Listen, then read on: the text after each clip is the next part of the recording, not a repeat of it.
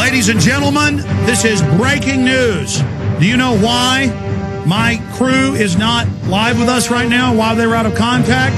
They are under sustained LRAD sound cannon attack. You know, they rolled these out at tea parties in California and other places. First time I saw them was 2004 in New York. They have the National Guard engaging American citizens right now with deadly acoustic weapons that damage the middle ear.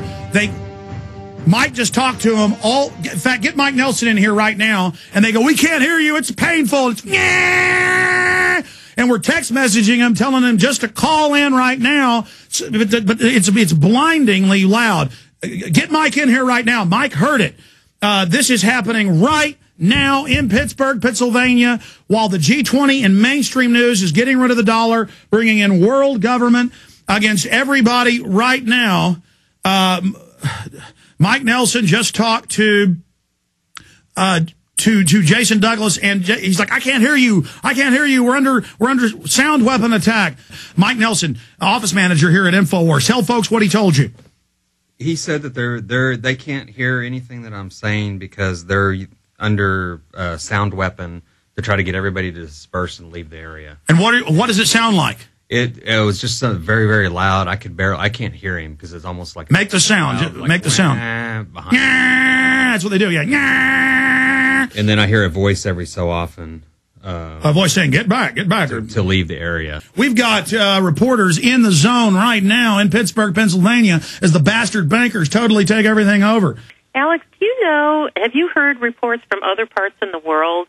I mean, other than the U.S., are these sorts of things, these sound wave technologies, these mandatory vaccines, the FEMA camps, all this other stuff, in other countries, are these the same? Simultaneously, the Air Force said, well, we can't use this in Iraq in 2004 till we use it in America. So they started using it here, then saying it was a no big deal. Now they're rolling out microwave guns. We've gotten confirmed reports, and I saw this in Denver, but it was in a police area. When they saw me videoing it, they brought in a garage. They have microwave guns, big mounted on Humvees. Listen, this is such a police state there that they tried to talk to the military and talk to a spokesman last night. Defense Link put a press release out, and they said, no, we're not going to talk to you. Get out of here. Then they got their license number, had the police pose as Alamo rental car people from the county there, Allegheny County in Pennsylvania. They called them and said, oh, your car's got no brakes, bring it in. And they said, well, we're in the coordinate G20, we're news reporters, we can't get out till tomorrow. And they said, well, that's fine, because I'm a police officer with the Army and FBI, and you've all been put on terror list, and your life's over, boy, and we know you're a terrorist, and you were sneaking around the military base and ran. All lies, Sherry. And they just think of us as dirt. Well, and here's the thing, Alex, is that you say they just think of us. They are our neighbors. They are people who live in our communities. Their job is working for the other side.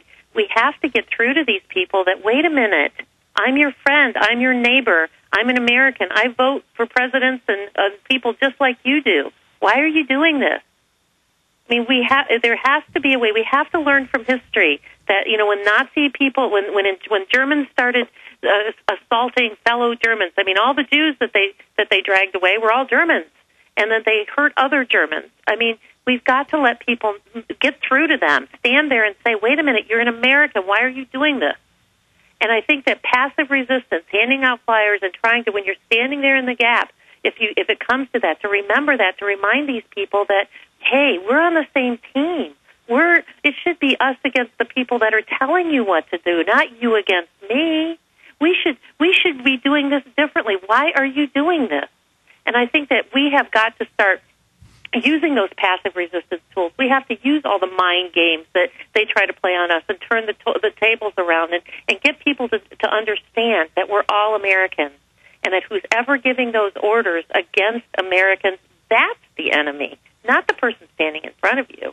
And somehow, I don't have all the answers, Alex, and I know you don't either, but we've got to come up with some solutions for people who may be standing in the gap of what can they do in that moment in terms of resistance other than violence. What else can they do?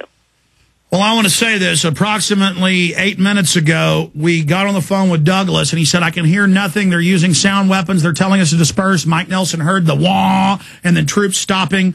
every 30 seconds, you know, saying disperse, disperse. We've got them. Let's go to live now. Here they are from Pittsburgh. G20 under attack. Can you hear me, Alex? Yes, yes. Is this Rob Dude? Okay. Yeah, we're on 33rd and Liberty in kind of a downtown part of Pittsburgh. We just passed they had the street blocked off, and they were using the sonic weapon on us. They were using it to broadcast, and then they would ramp up the signal for a brief second to let them know that they could, you know, blow some eardrums out. It got pretty loud, and people were crouching down behind. Who were they using this on? Was this on a protest or just you? No, this is the protest. This is the protest. We were walking with the protesters downtown. And tell me you've got video of this, the first time U.S. military uses weapons on the U.S. since, like, Kent State. You're telling me you guys had camera rolling under attack?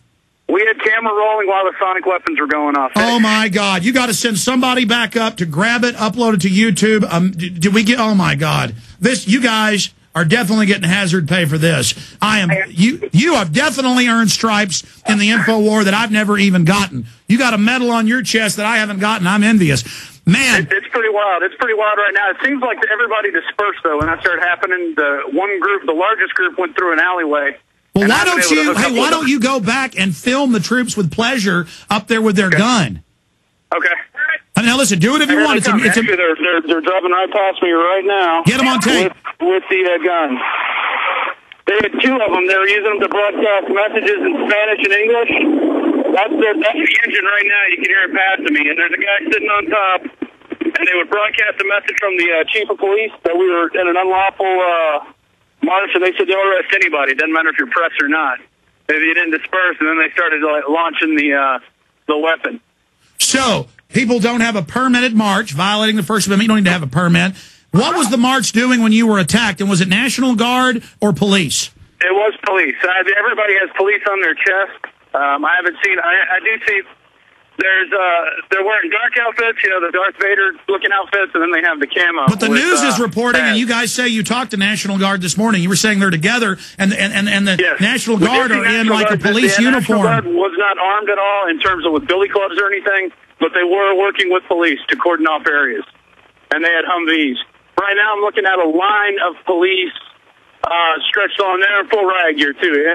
The police I'm seeing now are in full riot gear. Are they the police, though, wearing the National Guard bottoms? No. They're all wearing dark, although there are some, it looks like Border Patrol. I've seen Border Patrol here, too. They have the dark green Border Patrol uniforms. So federal police in the middle of Pennsylvania. Again, and Dr. Sherry Tenpenny, I'm going to come back to you in the next segment, okay? Sure. Okay, we'll put you on hold for 5 minutes. Okay, I'm going to shut up. Give me a complete report of what happened to you.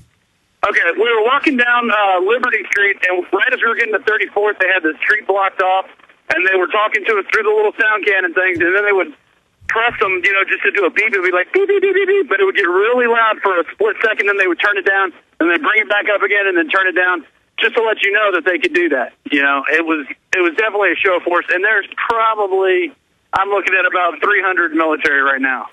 And Douglas said it was painful.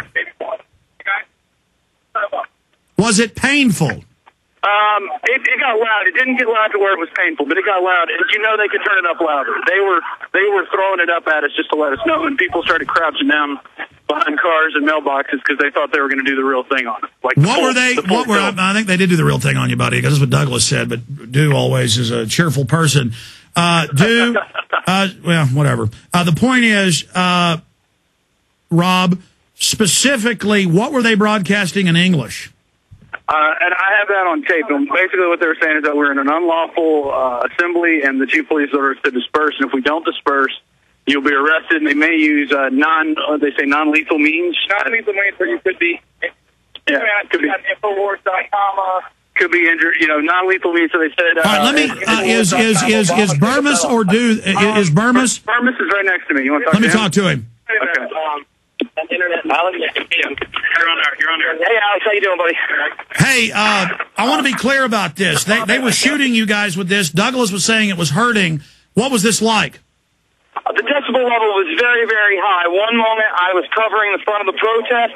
The next moment my eardrums were blasting.